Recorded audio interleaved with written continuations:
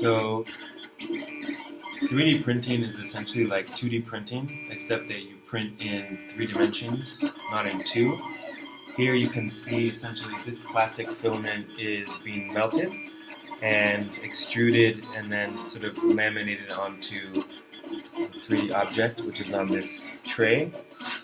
3D printing is part of a larger class of manufacturing called digital fabrication, and essentially what that means is you use something called CNC equipment, computer numerically controlled equipment.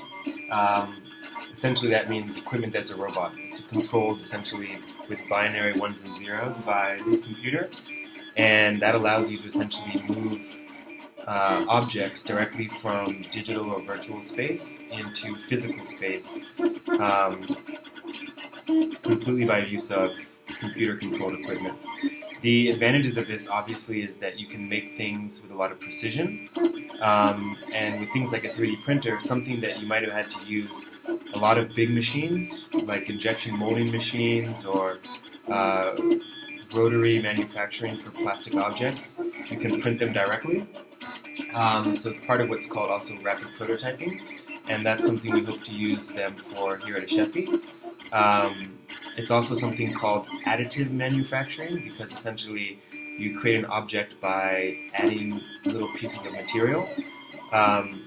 You also can use digital fabrication or CNC machines to do what's called subtractive or reductive manufacturing, and that means having a piece of material and then removing material to get the object you want. So if you've heard of a router or a milling machine, those are essentially subtractive manufacturing.